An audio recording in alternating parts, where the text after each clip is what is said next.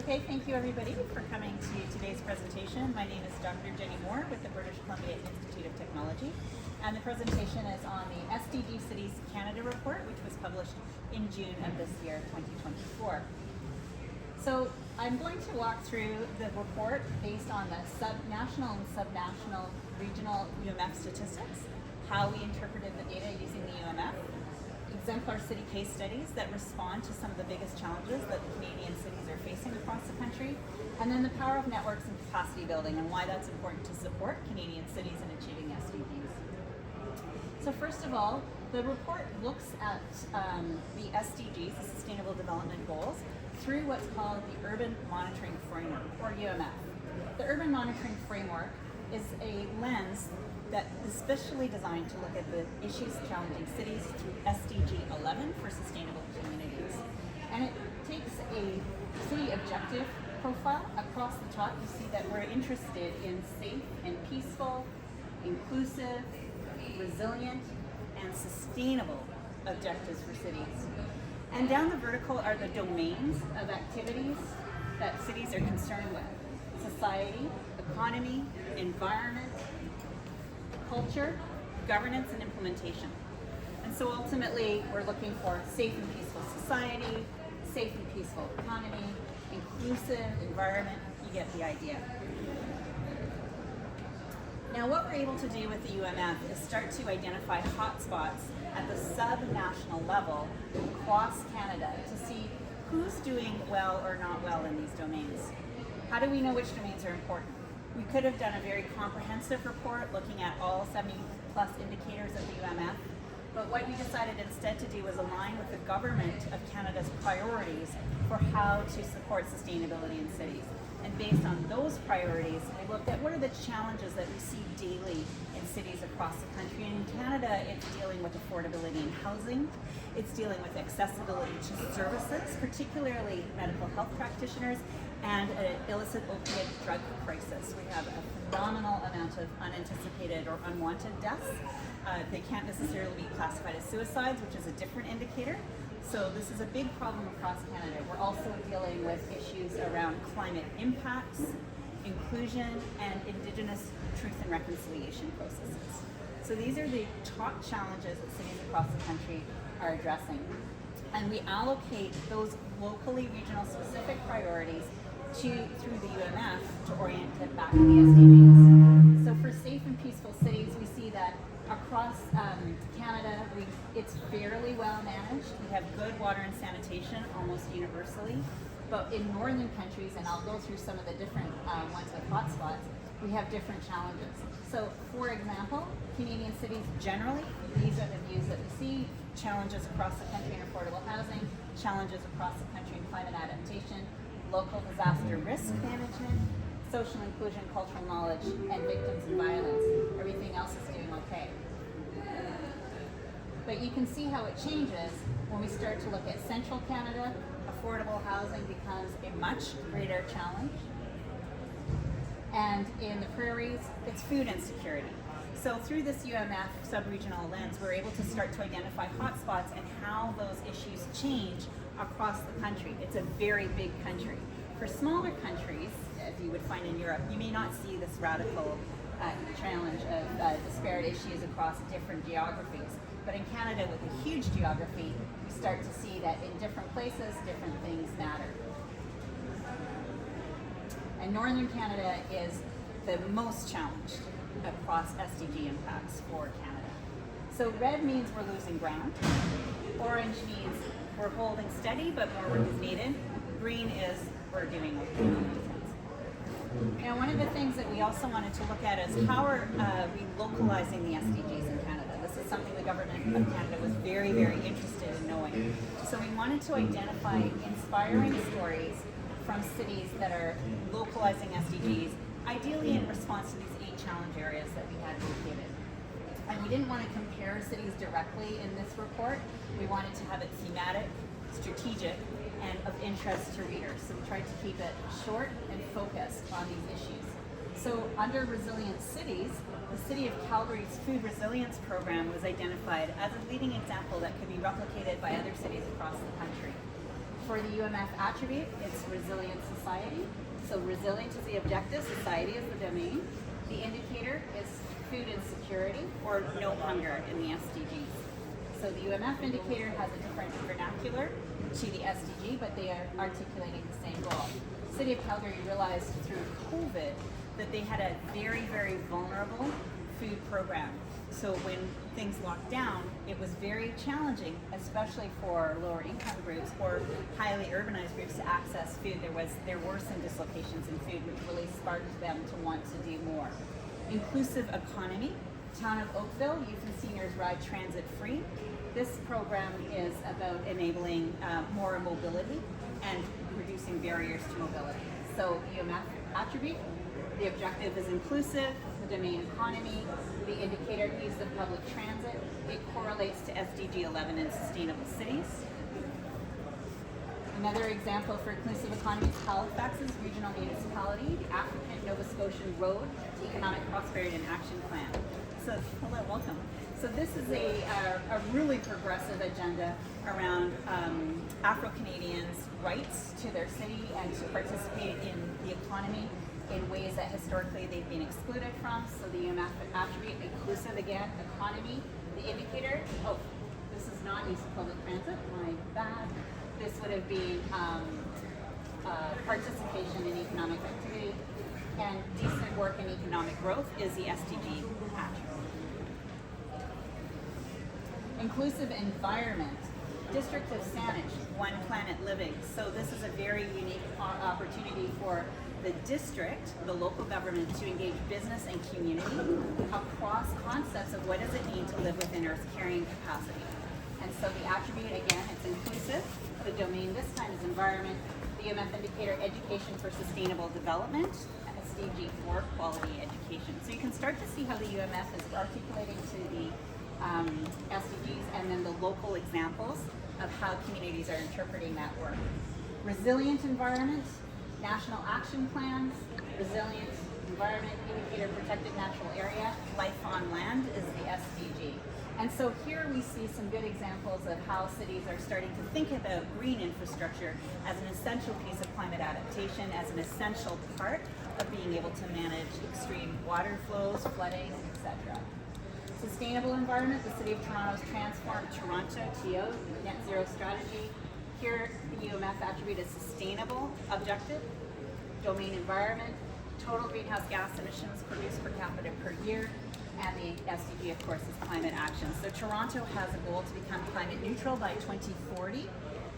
Many have climate neutral targets to 2050, but Toronto decided to accelerate this goal because they realized they were already 80% of the way to get there. So it's a great opportunity. What they're not counting in Toronto is what we call Scope 3 greenhouse gas emissions, which are the emissions associated with our consumption activities. They're just counting the urban infrastructure and energy use. If they had Scope 3, it would be a very different story. And many municipalities across the country are increasingly interested in this consumption base. And sustainable environment, Ville de Montréal, Montreal Climate Partnership, the attribute again, sustainable, or objective sustainable. The domain environment, same category, greenhouse gas action per year, climate action. This is a slightly different way to get at the same goal. This is building partnerships with business who need to move the economy forward, but also need to engage in climate resilience and climate mitigation strategies. Safe and peaceful culture. Here, City of Edmonton, community safe and well-being strategy. The attribute safe and peaceful culture, the indicator, the objective for the UMF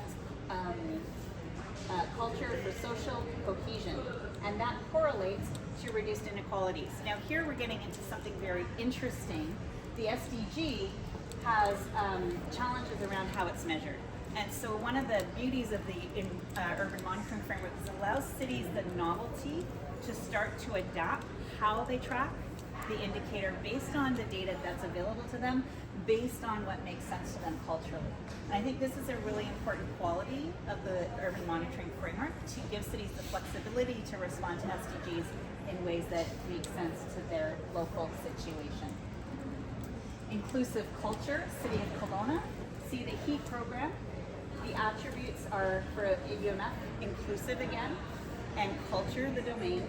The indicator is access to cultural infrastructure the SDG Affordable and Clean Energy. So in this one, the city was able to access the library's infrastructure for engaging resources with citizens to produce these heat sensing devices. They made them freely available to the community, so instead of taking a book out of the library, you take out the heat sensing device.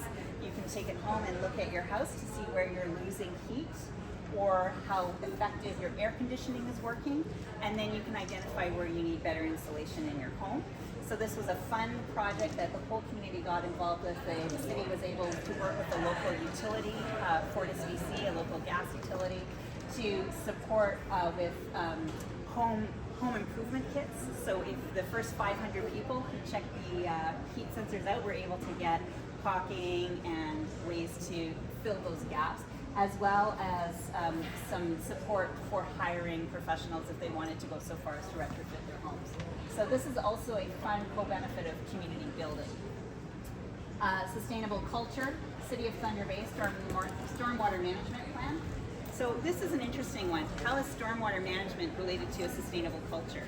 Most of us would think of that as a purely infrastructure piece. But in the UMF, we see it as its climate adaptation and resilience strategy based on sustainable cities and communities, SDG 11. The reason why we have it under culture is, again, recognizing that nature-based solutions are an important part of the infrastructure regime of cities. So it's a cultural shift that the city's made to start to ascribe real value to protecting the small streams and creeks that are all part of the water conveyance system. It's not just about what's in the pipe, it's actually rethinking the pipe entirely. And finally getting down to SDG 16, 11, but looking at inclusive governance and implementation. The City of Kitchener, their strategic plan directly articulates to SDGs. So in Canada, we're not seeing many cities that are articulating their strategic plans directly to the SDGs, but there are a few, and the City of Kitchener is one of them. The Mayor is a huge fan of the SDGs, so the attributes here: inclusive governance and implementation, the indicator, direct participation, structure of civil society in urban planning and management, and the SDG is sustainable cities and communities. So again, the articulation. Now, one of the challenges as a researcher is sometimes it's not very clear which UMF indicator ascribes to which SDG. So I spent a lot of time mapping it. You can map it in different ways, but again, because the UMF gives you that flexibility, the outcome is what's driving the attribute in this case. City of Burlington, again, a good governance model, inclusive governance, direct participation, same UMF, peace, justice, and strong institutions. So here we see the same UMF indicator attributed to a different SDG. And again, that's because the content focus of the outcome is oriented to, in this case, peace, justice, and strong institutions, as opposed to the outcome being oriented to sustainable communities, as we saw in the previous example. Town of Gibson's, almost to the end here. This one is asset management, resilient governance, and implementation. Similar to Thunder Bay, this is a green infrastructure initiative.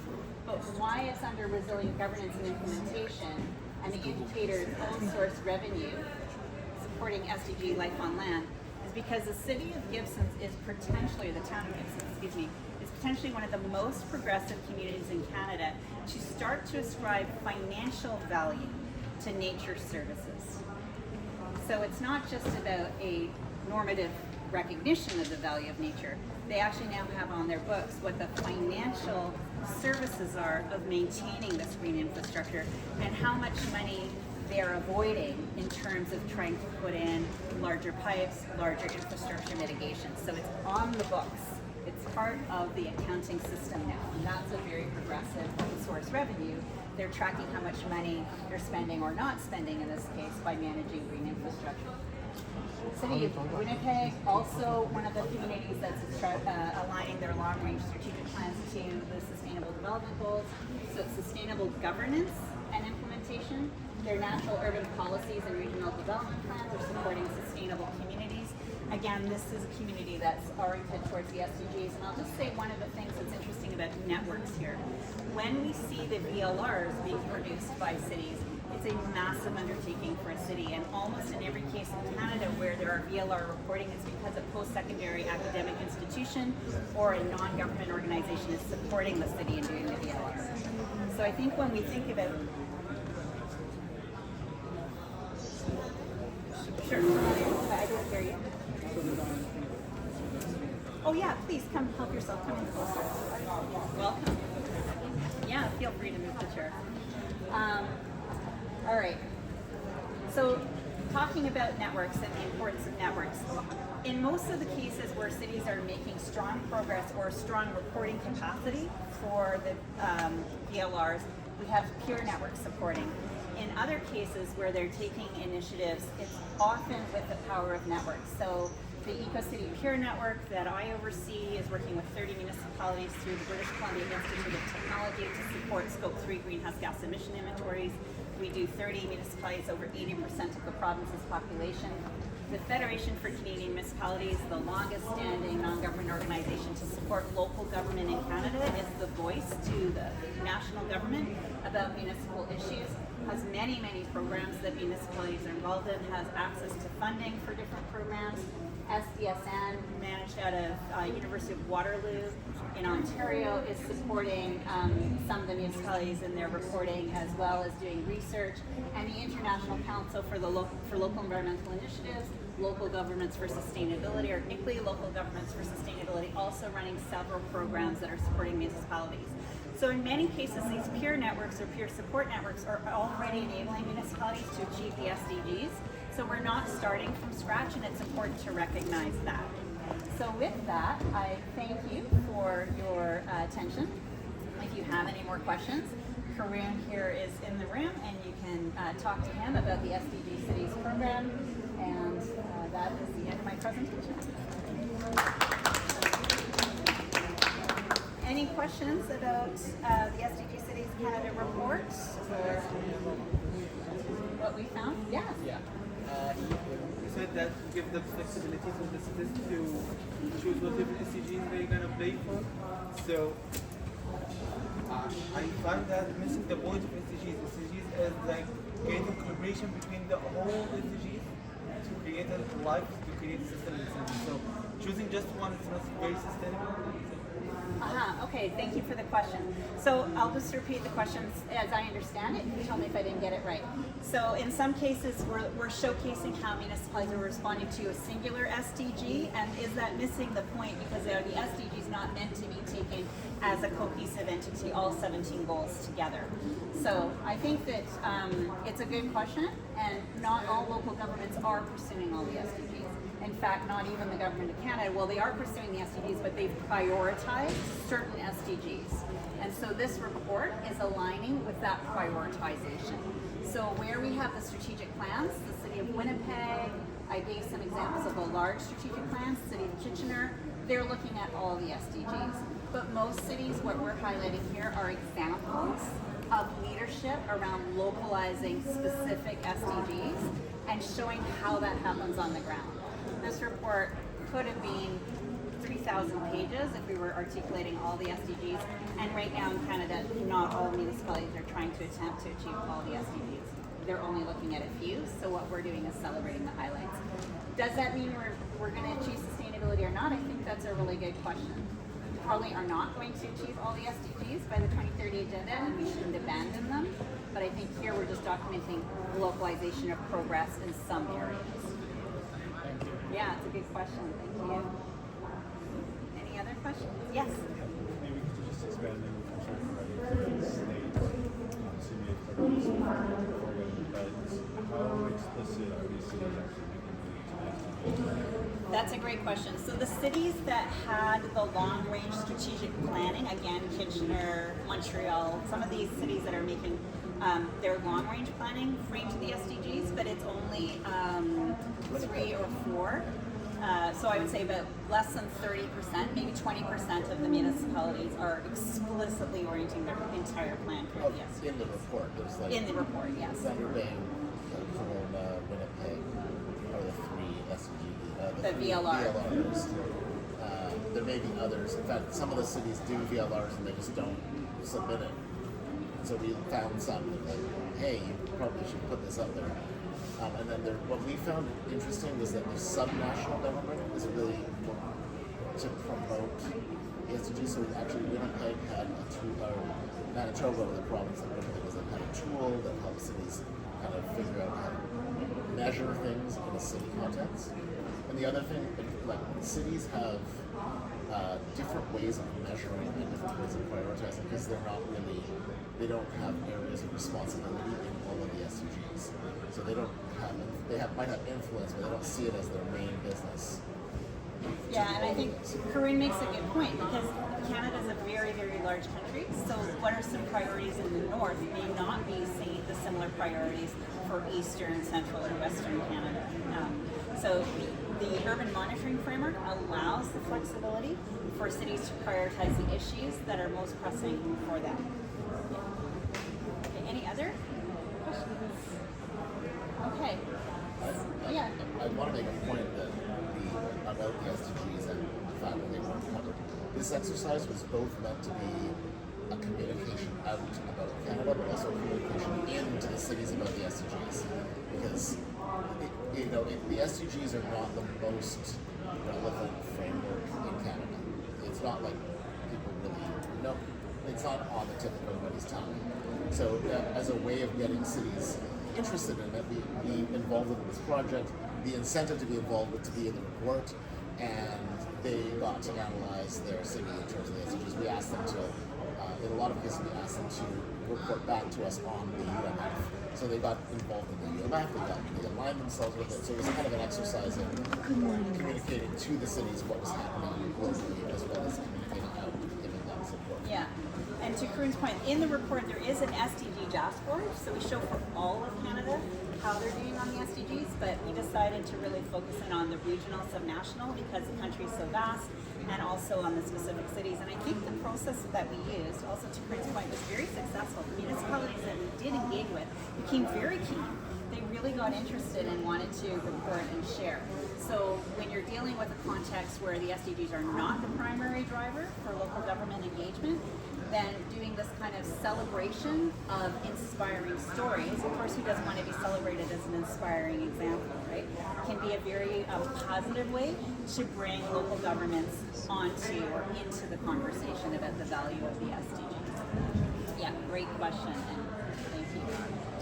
All right, for those of you that missed this, I will do it again. Yeah. All right. So if there aren't any other questions, I can wrap this up. I can go into a conversation about how to do the report, or I can do this presentation one more time. Oh yes, please, Alex. How is this, because the urban monitoring framework, how is this scaled up? So basically, I could understand this has been implemented in a number of cities around the world. But is there a formal mechanism to link these to the official SDG reporting? So basically, what is the plan to scale up from the city level to the national voluntary reporting of SDGs? Because that, I think, it's been for me since the start, the SDG process has been a major problem for me to understand the different layers of reporting responsibilities, etc. It's a great question. I'm going to turn it over to my UN Habitat colleagues. Yeah. So Corinne or... So my understanding, Alex, is that there are two ways of looking at the UMF. One is as a tool for the city, which is it needs to be focused on the needs of the constituents of the city. So if you want to get them interested in this, then it has to be for them, not for the UN. So the answer to that is that then the things that they would measure would be the things that they're interested in. And they would relate to the global agenda from their perspective, as opposed to feeding our need to have global data. However, so there's some complications around measuring every single one of the 77 UMF. Some cities have done that. They're generally rich cities. So they're either rich cities or data-rich cities like Dubai or something like that. They would be able to measure like Golden Brisbane did. So the idea with the UMF was that the original idea was to create a weighted index that you would basically measure all 77 indicators and you would get kind of an index of here's how you did on the UMF. and then report back up and say, okay, 100 cities are doing X, and you can compare. A few problems with that. Some cities don't want to be compared. So the incentive for that is a little bit mixed. And then the ability to get data that isn't relevant to you. So for example, suicide is a really good example. That's part of the SDGs and it's part of the UMF. Some cities, or some countries and cultures don't perceive that as even existing. Like that's not, it just doesn't, you mentioned it, it's like that doesn't exist here. So it is a little complicated to get them involved in that role. City IQ, which is a corporate entity, they've tried to make synthetic analogs, so proxy indicators for the UMF, by combining existing data they can get kind of on a large scale and with AI. So that is kind of one way, and they do create an index score that can be compared. And it also is repeatable and measurable if you want to pay for that service. So in short, there really isn't, because the VLR is a voluntary process, there is not a strictly linear way to get that. And just for everybody, if you couldn't hear over here, so the question is, how do the SDGs really roll, how does the urban monitoring framework roll up into the SDGs? And in Canada, SDGs are not a driver for many local governments. And so a big mandate for this report was to try and build interest and engagement with local governments into the SDGs. So they weren't seeing it as a supranational agency is downloading reporting demands onto them and they're already busy, but rather we're engaging in what matters to them and helping elevate what matters to them up into our reporting process. And I think that worked quite effectively. Yeah. Okay, so should we take it from the top? Taking it from the top. Okay. And then for those of you that are interested, I have also prepared a training, which I can do after, on how you write these kinds of reports. So if you have aspirations to report on SDGs or any kind of environmental or social sustainability data, then that training, stick around for that training. Might give you a bit of a heads up, a leg up. Okay. So one more time, thank you for coming. I'm Dr. Jennie Moore, Director of Sustainability at the British Columbia Institute of Technology. I'm also the lead author of the SDG Cities Canada report that was published in June of 2024.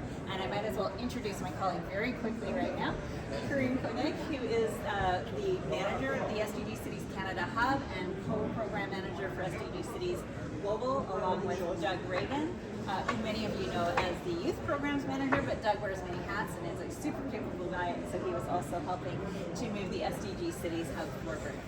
So these are the findings of how Canadian cities are doing on SDGs through the use of the Urban Monitoring Framework. The Global Urban Monitoring Framework is UN Habitat's lens through which cities can be viewed for how they're localizing the SDGs and how they're making progress.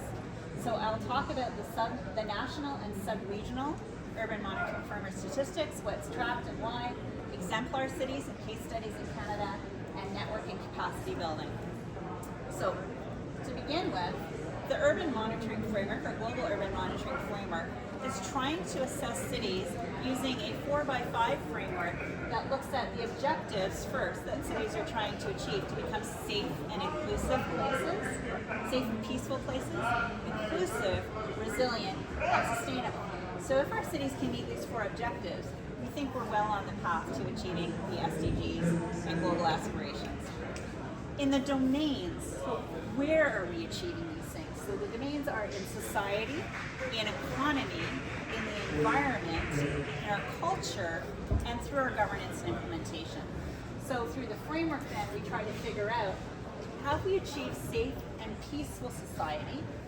Have we achieved a safe and peaceful economy?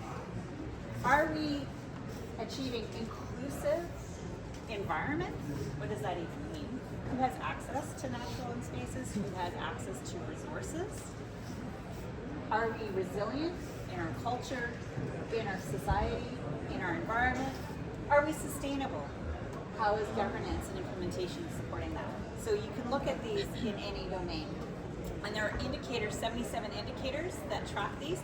Not all of them articulate to the SDGs, and so a challenge in this report is to figure out how to articulate this. In some cases it's very clear, in some cases it's nuanced. But that's also a benefit of the urban monitoring framework is it enables local governments to have flexibility to interpret how they want to manage or report on the data for the SDGs based on what's really important to them and what data is available to them. So through this framework, we're able to identify hotspots of where cities across Canada are doing well or not so well. And in order to make this report relevant, we looked at what the Government of Canada's objectives were for the SDGs, and we picked those objectives as guiding our framework. So we didn't just look at all 77 indicators as a blanket response. That wasn't the purpose of this report. This report was much more strategic in nature. It was to focus in on where the Government of Canada's priorities are and how cities are doing against those priorities. So specifically across all of Canada, you can see that the picture looks fairly rosy. Green indicates that we're on track and making progress. Orange is progress is being made, but a little bit more is needed.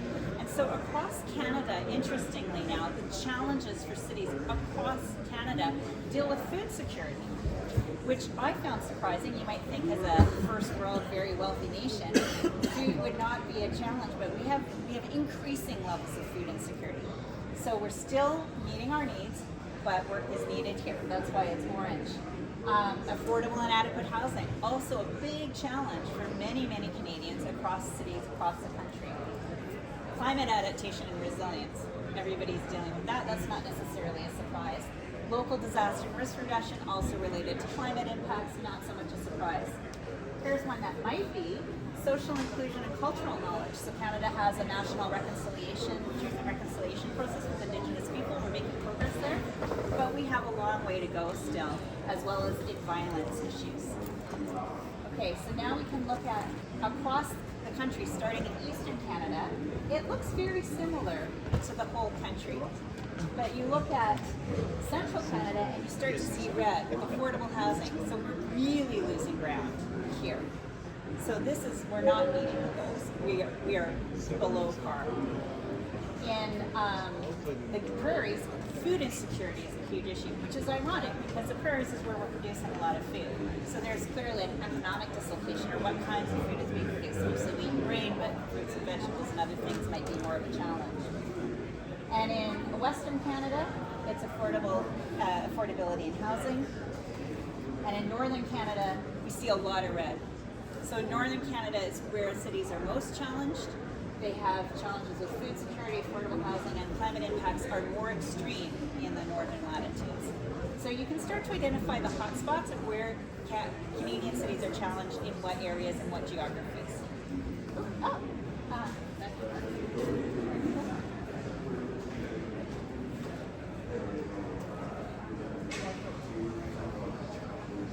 Okay. So then the next thing that we wanted to look at is how are cities leading the way in solutions?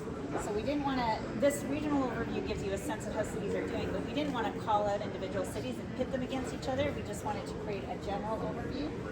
Next, we were interested in what are some examples of inspiring stories that cities are leading on solutions that can be shared or replicated across the country to help other cities make progress or find similar solutions.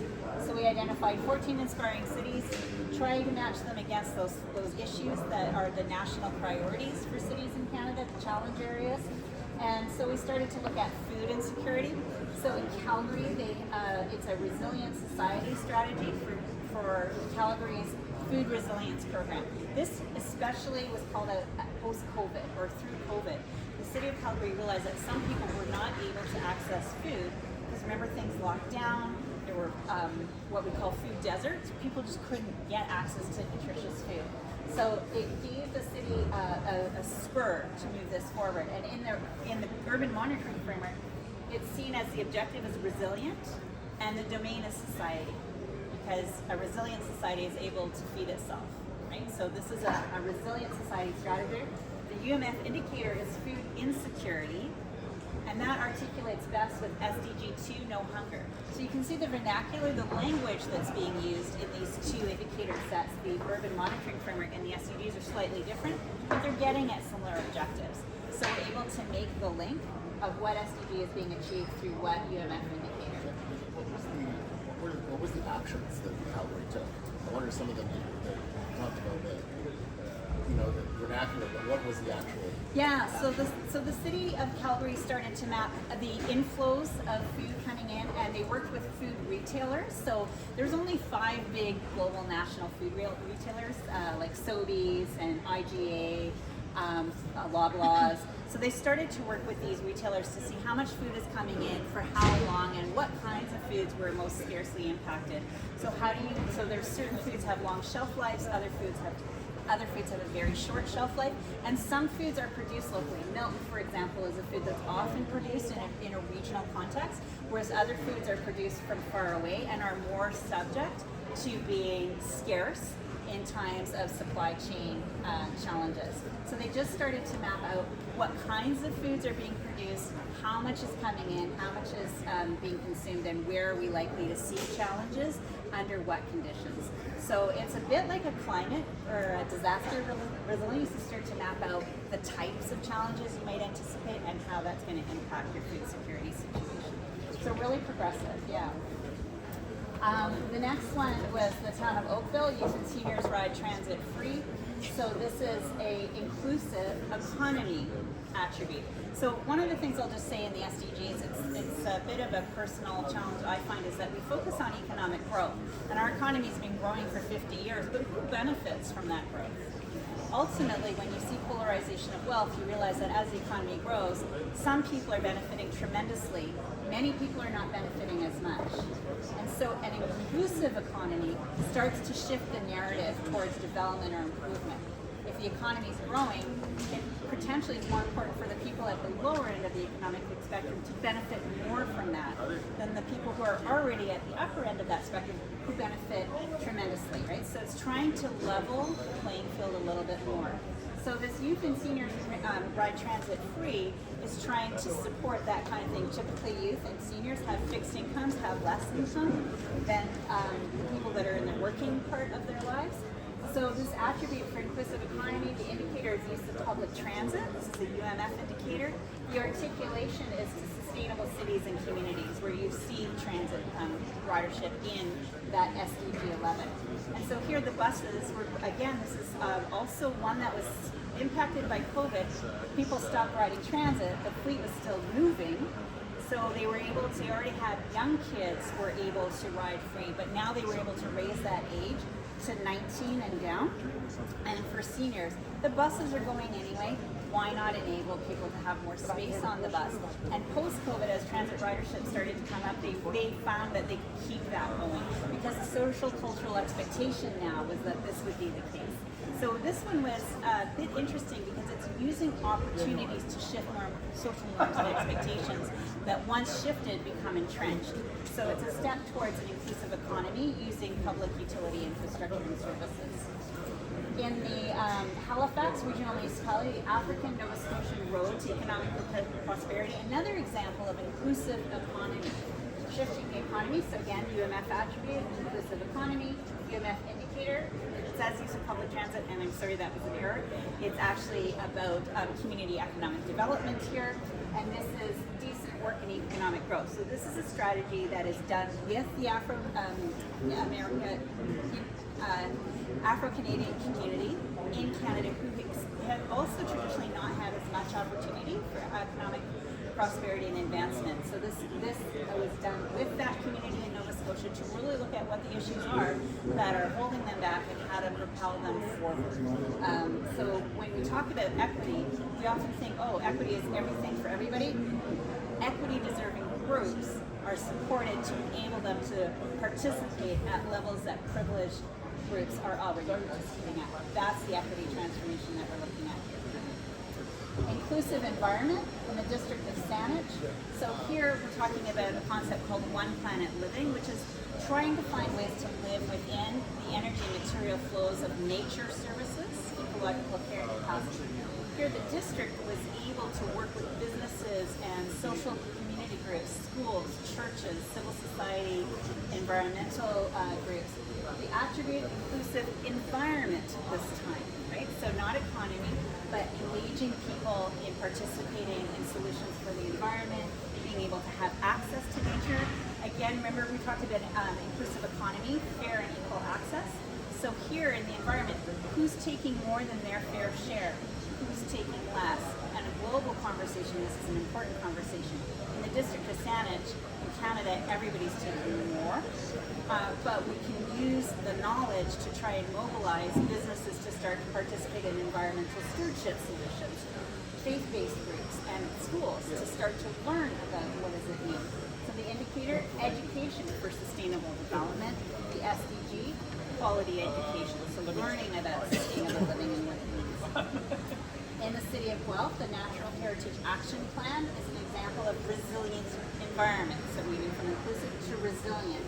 The attribute, resilient environment, the indicator, protected natural area. So we know, and the SDG is life on land. We know that as climate is changing, nature-based solutions, the more ecological integrity we have, the better we're going to be able to manage the big inflows that we have with rain, more shading for trees, etc. So Guelph is looking at their natural heritage, the natural features, and ways to protect it as part of being resilient in the face of climate change. Sustainable environment. So we've gone inclusive, resilient, now we're in sustainable. City of Toronto's Transform TO stands for Toronto Net Zero Strategy. The attribute is sustainable. The objective is sustainable. The domain is environment in the UMF. The indicator, total greenhouse gas emissions per capita per year per capita, and the SDG is climate action. So here, the goal for the City of Toronto was to become greenhouse gas neutral by 2040, 10 years ahead of where most cities are trying to get to by 2050.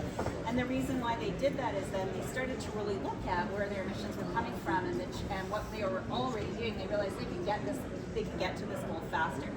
One important nuance here is that they're not counting the greenhouse gas emissions associated with consumption. So when we consume food or clothing or use computers, there's embodied energy in these things that also has a greenhouse gas footprint associated with it. What Toronto's looking at is a more traditional approach, is looking at their buildings, their utilities, their infrastructure. Nevertheless, kudos for Toronto for moving 10 years ahead of most cities in the country to get to net zero. In Montreal, the Ville de Montréal, the Montreal Climate Partnership, looking at sustainable environment. So sustainable is the objective, environment is the domain. Again, the same indicator, total greenhouse gas emissions per year, and climate action is the SDG. Notice that in the UMF, we're changing our objective, but we're still articulating to the same SDG.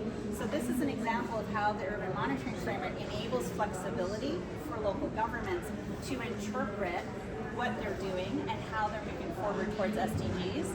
But it might be, you can start to have a climate action in an inclusive economy. You can have a climate action in a resilient environment. So there's many ways to get to some of these SDGs, and this is how the UMF gives cities the flexibility to see how what they're doing is fitting these global objectives, but through a local lens, through something that's meaningful and in local context. Safe and peaceful culture, City of Edmonton's community safety and well-being strategy. The attributes are safe and peaceful culture. So here we're in the social domain. Culture for social cohesion is the UMF indicator, and the articulation here is reduced inequalities. Now, some of the UMF indicators are not directly ascribed to the SDGs, but in this report, that's our mandate. So here we're looking at what is the ultimate outcome and which SDG reflects that best. So here it's reduced inequalities.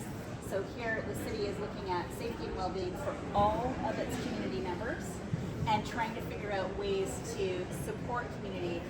Sometimes it's by survey data, it's not necessarily statistically mapped, but we found sometimes very difficult to get some of this data. But fortunately, the City of Edmonton is interested in this and has the data. So that's another issue, is not all cities track the data similarly.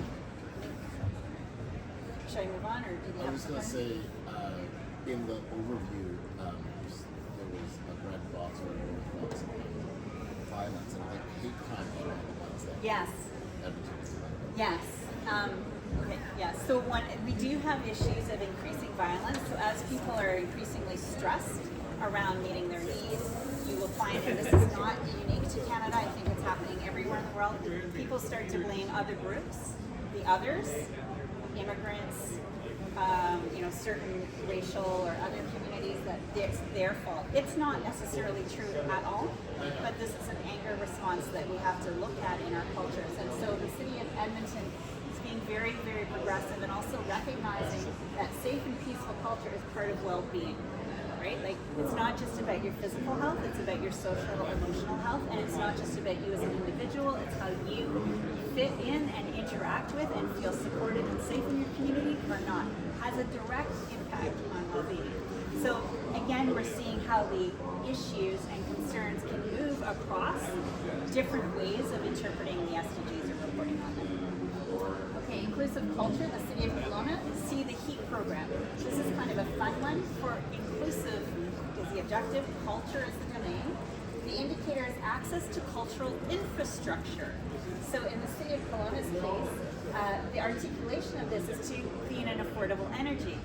Okay, so now we're getting really interested here, right? How is social culture and access to cultural infrastructure helping support access to clean energy?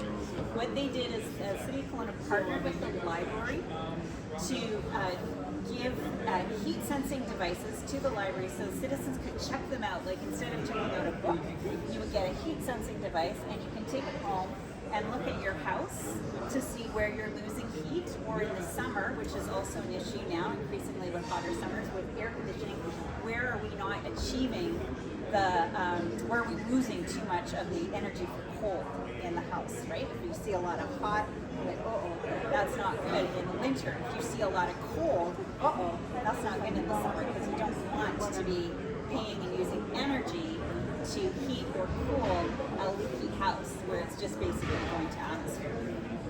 So this became a very fun community engagement. Parents would come with their kids, and then they come and then do the heat sensing, and they started doing it not just on their houses, but on cars, on civic buildings. So now you start to get a community data engagement too, right? Where citizen science is starting to look at things. But the real driver here is for people with their own homes. And what the city also did is work with the utility, the gas utility in our province, to when citizens found that their homes were super leaky and they didn't have good insulation, they could also get a home take-home kit to help start plugging those leaks with insulation and caulking for around the windows and doors. They were also connected with, if they wanted to go the extra step, service providers who could come in and do some of those retrofits. So it's a great example of how to engage your community through inclusive culture, using your access to the infrastructure that's already available, in this case the library, to achieve an SDG around affordable and clean energy. A co-one is climate action, by the way, but we only pick one. But sometimes you've got a winner when you're achieving multiple SDGs with the same strategy. Another example of sustainable culture is City of Thunder Bay Stormwater Management Plan. So the objective is sustainable. Again, the attribute is culture. Here, so we have the same, instead of inclusive, we're going for sustainable. Climate adaptation and resilience is the urban monitoring framework, and sustainable cities and communities is the SDG that this is related to. So in the city of Thunder Bay, stormwater management, how does that relate to climate adaptation and sustainable cities? We're seeing increasing flooding impacts, and Thunder Bay realized that nature-based solutions are going to be one of the most effective ways to start to deal with sudden influx of water, because there's permeability in the ground. You keep those natural streams and creeks open. You create little opening up in the creeks, floodwater overflow areas. So they have done a lot of intentional work to make the city more resilient through nature-based solutions, starting to see green as part of the infrastructure system. Inclusive governance and implementation of the City of Kitchener, one of the few cities that we looked at where they take the entire suite of SDGs in their long-range strategic plans. And so here it's inclusive governance and implementation, because the city is governing in a way that is addressing the SDGs. The indicator is direct participation, structure of civil society in urban planning and management, and we associate that with SDG 11. So here the entire city plan is articulated around achieving SDGs. In the city of Burlington, Code of Good Governance, it's inclusive governance and implementation, and they are looking at direct participation, again the same indicator, structure of civil society and urban planning and management, but here the SDG is peace and justice and strong institutions. The city of Burlington's Code of Good Governance is a way to publicly facing, articulate what the local government's elected officials' roles are and what their accountabilities are to their citizens. They have a commissions officer who, if there are suspicions that a council member is acting in ways like taking a bribe or acting unfairly in the interests of some and not all, a complaint can be lodged. And the Code of Good Governance sets out the standards by which elected officials need to operate, and the commissioner then can hold accountable the elected official to those standards, and the elected official can hold themselves accountable as a guide, right? Because you want to put elected people in power who are supported to do their best service to community. And so this is a way to create social cultural infrastructure to support them in that. Town of Gibson's asset management strategy, resilience, the objective resilient, the domain is implementation of good governance, and here are the indicators, own source revenue, the SDG is life on land. So now you can start to see, okay, this is interesting. Now we've got financial UMF indicators articulated with environmental SDGs. What's interesting about this, similar to Thunder Bay, is the town of Gibson's also values green infrastructure, but what they've done that's very interesting is they've started to attribute financial metrics to the services, ecological services that are being provided by their green infrastructure. So a standing forest of trees is providing carbon sequestration, is helping transpire water, is feeding into a creek, the creek is conveying water. That's all infrastructure costs that in a dense urban environment we might have pipes, we might have pumps, we might have all energy producing vulnerable concrete stuff. Nature can do all these services too, and there's a huge financial cost savings to letting nature help do the service. And there's multiple co-benefits to supporting nature to do those. And the town of Gibson's has actually put dollar values against that. So when it's time to cut budget, when it's time to try to create revenue, they can say, well, nature's doing all of this, so we can't really cut this budget because the services that our nature is providing are so much value add against what we could achieve by creating that same solution with a manufactured pipe, right? So this is rethinking the pipe by looking at nature to do the work. And nature's always been doing the work, it's just we always took it for granted and thought it was free. Now we're starting to say, no, it has value in an economic system as well. So getting close to the end, City of Winnipeg, one of the other communities that's looking at the entire SDGs, sustainable governance implementation, is the attribute National Urban Policies for Regional Development Plans, Sustainable Cities and Communities. So similar to Kitchener, the City of Winnipeg has taken the entire suite of SDGs and held their plans up against achieving all of that. The last thing I'll say is that the City of Winnipeg was able to do that because they partnered with a post-secondary institution, the Sustainable Development Solutions Network out of the University of Waterloo, that helps give them all the data that they need and track it. For cities, many staff, especially in small communities, are overburdened already with trying to meet the demands of daily life. They don't have the capacity, they don't have the data, but post-secondary institutions do, or UN organizations like Alex's One Map program do. So we're able, when we see VLR reporting or massive initiatives, it's often because the city is partnered with a group.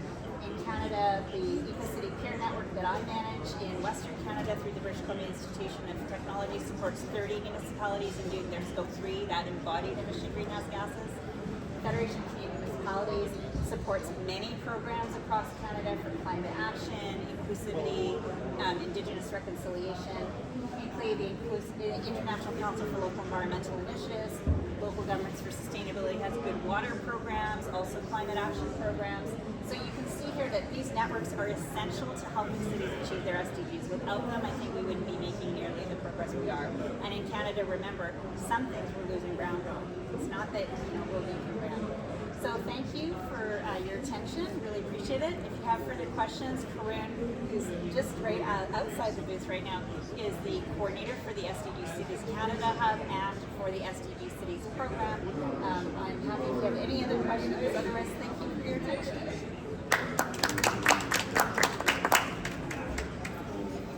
So let's take a break, and if anyone's interested in learning how to do this methodology, we'll be back in 5 minutes with a presentation on how you the manual for how you actually go about reducing one of these reports. All right, thank you. Oh, yes. En fait, savoir si également qu'on accompagne sur les principes avec la mobilisation Je fais seulement set reports. Okay, I only did this report for as a pilot from Canada. There are other SDG city reports that were done in a different template model. So you can look at those, but those are looking at all the indicators. This one is strategically only looking at what the national government prioritize and what the cities are facing as challenges. Does that answer your question? Or do you want to say it in English? Sorry. Okay. savoir accompagner les projets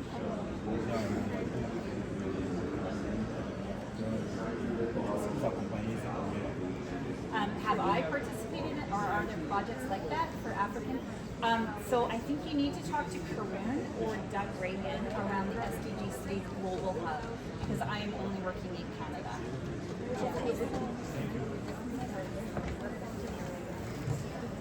But if you're interested, definitely connect. Yeah, and come back and I'll train you on how to do it. Oh, thank you. It was had this